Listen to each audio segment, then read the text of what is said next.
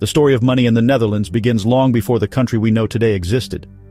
It starts in a low-lying land of rivers and marshes, a frontier territory of the vast Roman Empire. Roman soldiers marched here, building forts and roads along the Rhine River. They brought their own money with them, coins like the silver denarius and the golden aureus. These coins were not just for paying soldiers, they became the lifeblood of trade. Local tribes, like the Batavians and Frisians, began to use these Roman coins themselves. They saw how useful they were for buying goods and measuring wealth. This was the very first chapter in the long and fascinating history of Dutch currency. As Roman power faded in the 4th and 5th centuries, a new era began. Germanic tribes, including the Franks and the Frisians, became the dominant forces in the region. For a time, trade might have returned to simple barter, but the idea of coinage had taken root. These tribes started to create their own unique coins, often inspired by Roman designs, but with their own distinct style. The most famous of these were the ciadas, small, thick silver coins. They were minted primarily by the Frisians, who were skilled sailors and traders. Their ciadas have been found far and wide, from England to Scandinavia, proving just how extensive their trade networks were. These early coins were a bold statement of independence and economic power. The designs on these ancient coins tell us a great deal about the people who made and used them. Roman coins, of course, featured the powerful portraits of their emperors, a clear symbol of imperial authority that reached even this distant corner of their empire. The Germanic ciadas, however, were different. They often had more abstract or symbolic designs. You might find a Woden-like head, a serpent, or a strange porcupine-like creature. These images reflected their own beliefs, myths, and artistic traditions. They were moving away from the Roman world and forging a new identity, and their money was one of the first places they expressed it. It was a tangible piece of their unique culture. Looking at these ancient coins is like holding history in your hand. They are physical links to a very distant past, a time of immense change and conflict in the Low Countries. They show the transition from a Roman province to a new Germanic society. Each denarius found in Dutch soil tells a story of a soldier's pay or a merchant's transaction. Each tiny ciata represents a Frisian trader setting sail on the North Sea, connecting the region to a wider world. These first coins laid the foundation for a rich numismatic tradition. They were the seeds from which the great currencies of the Netherlands would eventually grow, marking the start of a journey that would span more than 2,000 years. After the early Germanic period, the Netherlands entered the Middle Ages. The region was not a single country, but a complex patchwork of smaller states.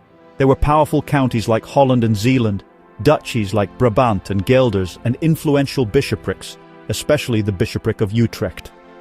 Each of these powerful lords and bishops wanted to show their authority, and one of the best ways to do that was to mint their own coins. This led to an incredible variety of currencies circulating all at once.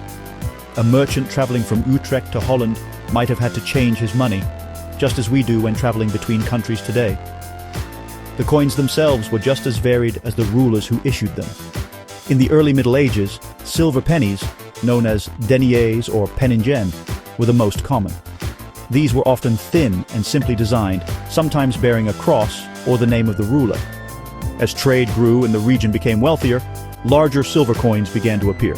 These were called groots, a name that literally means great or large because they were worth several of the smaller pennies.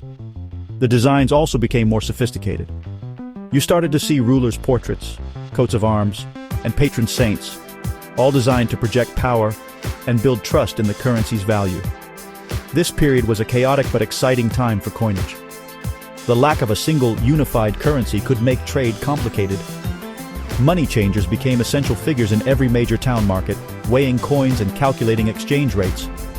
However, this system also allowed local economies to flourish. Cities like Dordrecht, Deventer, and Kampen gained the right to mint their own coins, a sign of their growing economic importance. These city coins often featured symbols of the city itself, like a gate or a patron saint, fostering a sense of civic pride. It was a decentralized system that reflected the political reality of the time.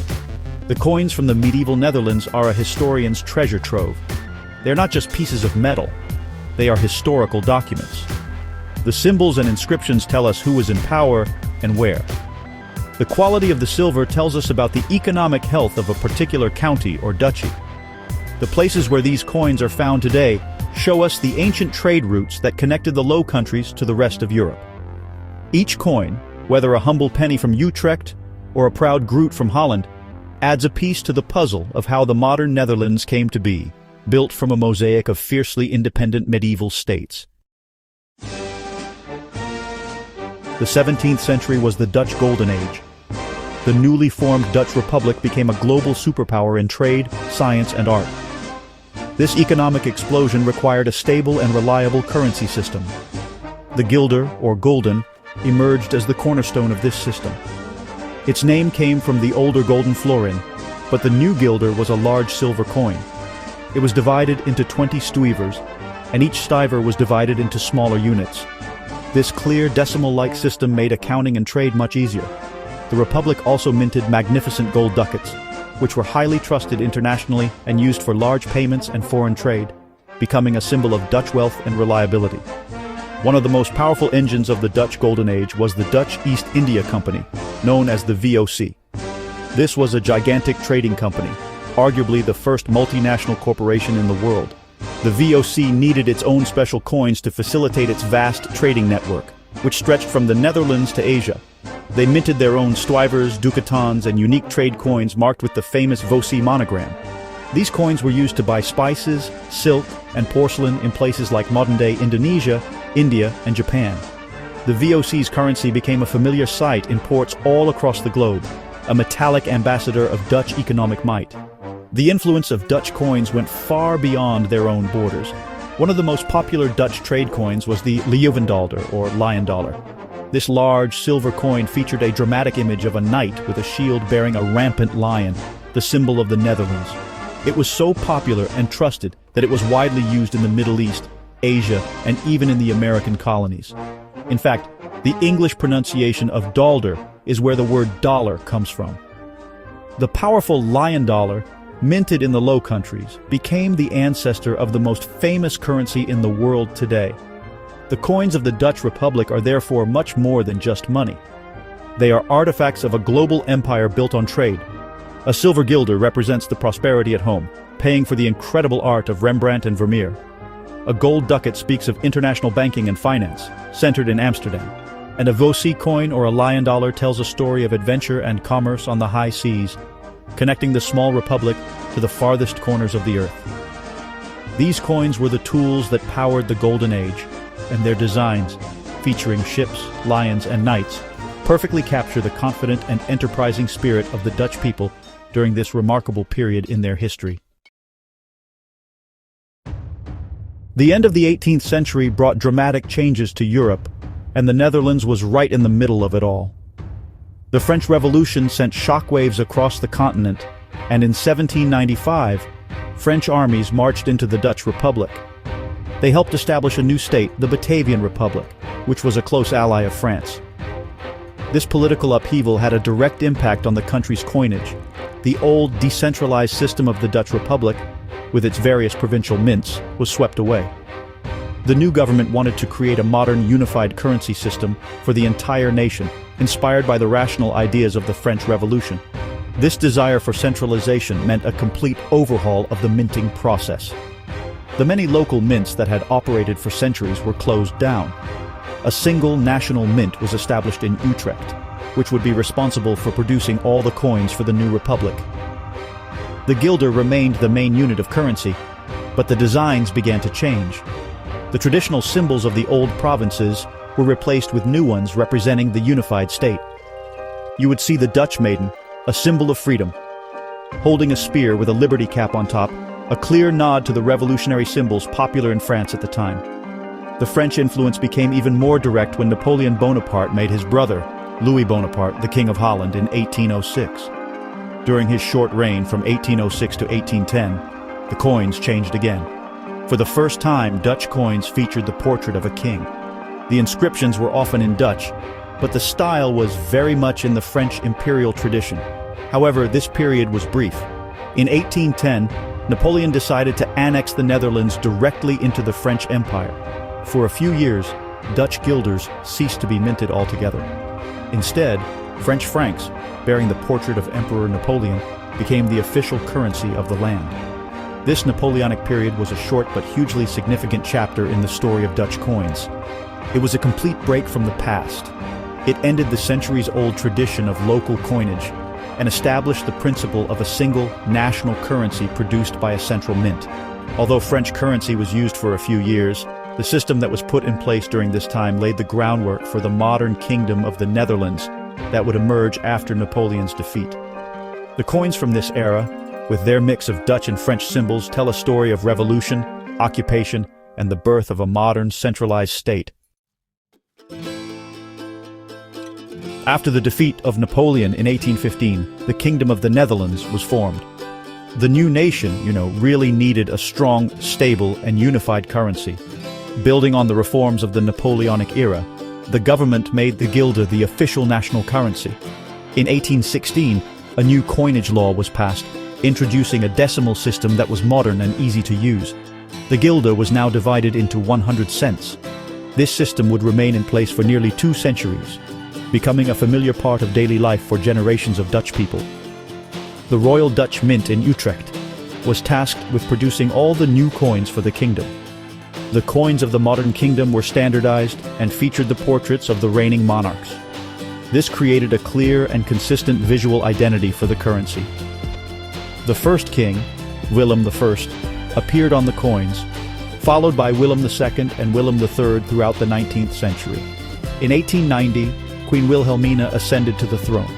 She would reign for an incredible 58 years, and her portrait on the coins would age with her, from a young girl to a stern, elderly monarch.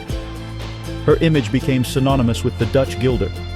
After her, Queen Juliana and then Queen Beatrix continued the tradition, their profiles marking the passage of time on the nation's money.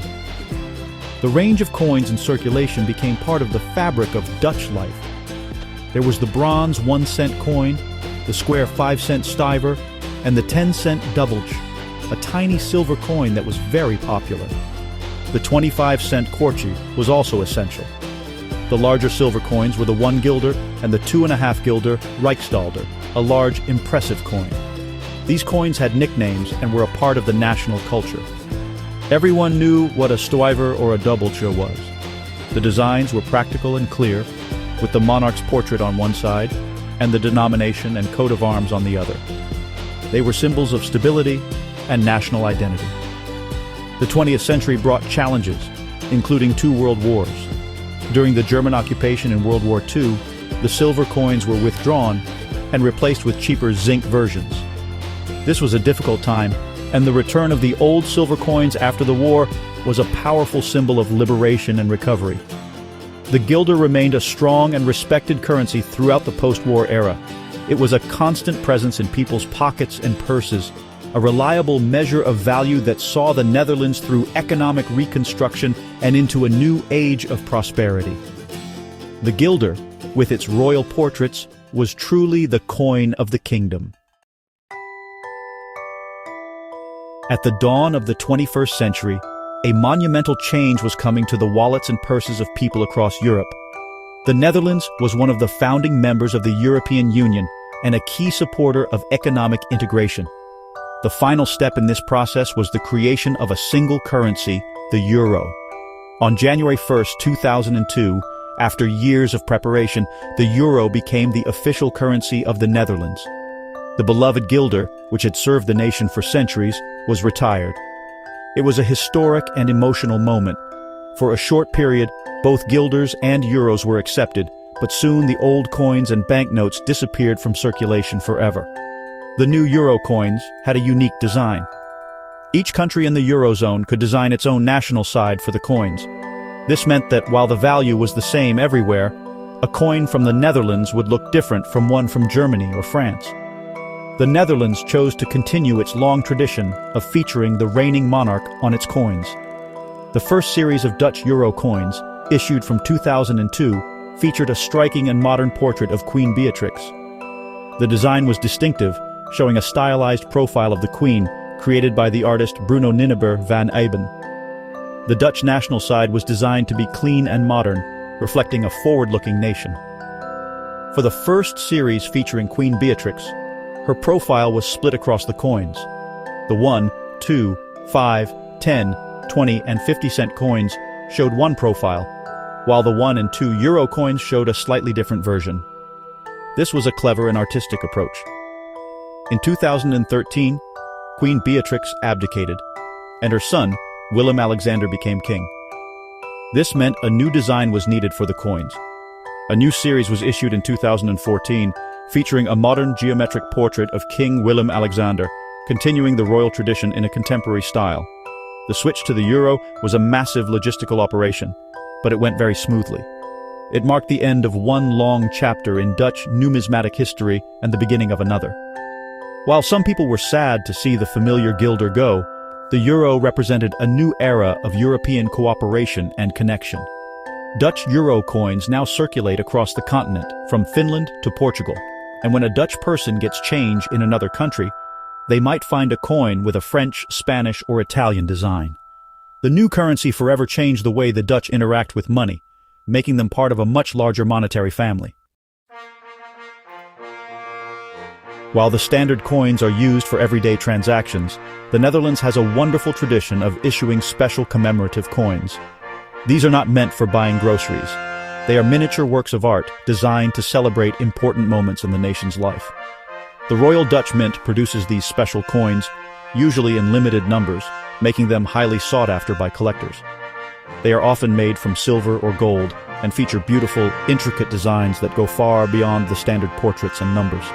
These coins tell stories about Dutch history, culture, and achievements. Many of these commemorative coins honor the Dutch royal family. Special coins have been minted to celebrate royal weddings, like the marriage of then Prince Willem Alexander and Princess Maxima. Royal birthdays and jubilees, such as the Silver Jubilee of Queen Beatrix, are also popular occasions for a special issue. These coins serve as official souvenirs of major national events, allowing the public to own a small piece of that history. The designs are often very creative, combining portraits of the royals with symbols representing the theme of the celebration. They are a beautiful tribute to the House of Orange-Nassau and its role in Dutch society. Beyond the royals, Dutch commemorative coins also celebrate the nation's rich cultural heritage. Famous Dutch artists are a favorite theme. Special coins have been created to honor painters like Rembrandt van Rijn, Vincent van Gogh, and Piet Mondrian. These coins often incorporate elements of the artist's most famous works into their design, turning a simple piece of metal into a tiny canvas. Other coins might celebrate major architectural achievements, scientific discoveries, or historical anniversaries, such as the 400th anniversary of the founding of New Amsterdam, now New York, or the anniversary of a famous peace treaty. They are a way of honoring the people and events that have shaped the Dutch identity. These special coins are a vibrant and dynamic part of modern Dutch numismatics. They allow the Royal Dutch Mint to experiment with new designs and technologies, pushing the boundaries of what a coin can be. For collectors, they are a fascinating field to explore, with each coin telling a unique story. They are much more than just money. They are cultural ambassadors. They showcase the best of the Netherlands, its history, its art, its innovation, and its national pride, in a format that is both beautiful and enduring. They ensure that the art of coin making continues to thrive in the modern age. The heart of Dutch coin production for over 450 years has been the Royal Dutch Mint, or Koninklijke Nederlandse Munt. Its story officially begins in Utrecht in 1567, but its roots go back even further. Utrecht has been a center for minting since the Middle Ages. However, it was the decision by King Philip II of Spain, who ruled the Netherlands at the time, to centralize minting that laid the foundation for a national institution. After the Netherlands won its independence, the mint in Utrecht became the most important of the provincial mints. Following the Napoleonic era, it was chosen as the sole official mint for the entire Kingdom of the Netherlands, a role it proudly holds to this day.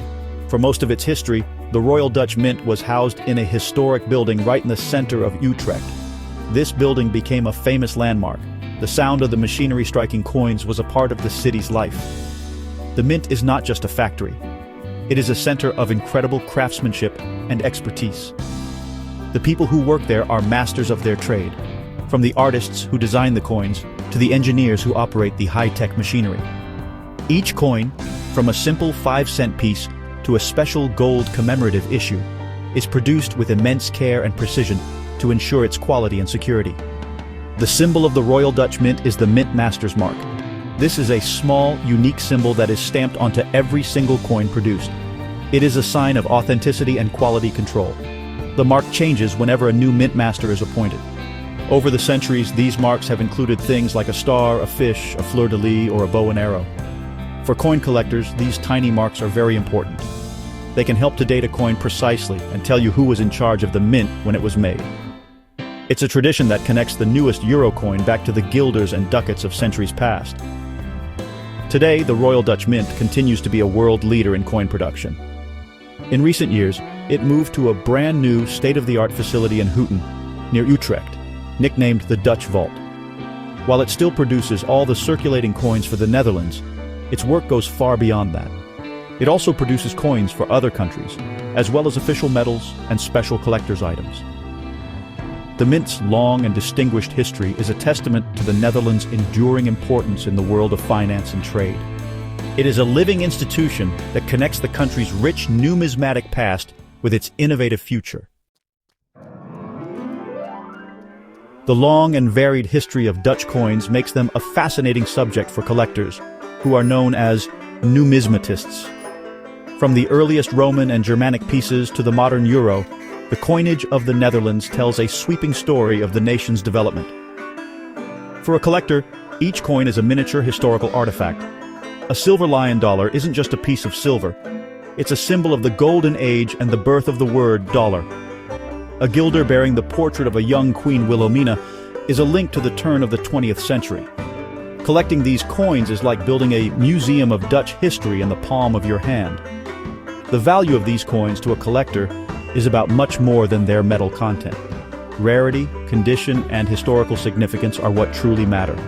A coin that was only minted for a short period or one that has a small error made at the mint can become incredibly valuable. For example, coins from the brief reign of King Louis Bonaparte are quite rare and highly prized. Even common coins, if they are in perfect, uncirculated condition, can be very sought after. Collectors take great pleasure in hunting for these treasures, carefully studying mint marks, dates, and subtle design variations to complete their collections. Beyond their value to collectors, Dutch coins have a deep cultural importance. They reflect the character of the Dutch people, pragmatic, innovative, and deeply connected to trade and the wider world. The guilder, with its reliable divisions and royal portraits, was a symbol of national stability and pride for almost 200 years. The designs on the commemorative coins celebrate the art, science, and history that the nation values. Even the switch to the euro, while ending one tradition, reflected the Dutch commitment to European cooperation. These coins are a part of the national identity, symbols of the Netherlands that have traveled the globe. In conclusion, the story of Dutch coinage is a journey through time. It is a story of trade and empire, of kings and revolutions, of art and innovation. The coins are tangible evidence of the Netherlands' transformation, from a Roman frontier to a medieval patchwork of states, from a global trading superpower to a modern European nation. They show us how a small country on the North Sea made a huge impact on the world. For historians and collectors alike, Dutch coins are not just old money. They are a rich and enduring legacy, struck in silver and gold, that continues to tell the incredible story of the Netherlands.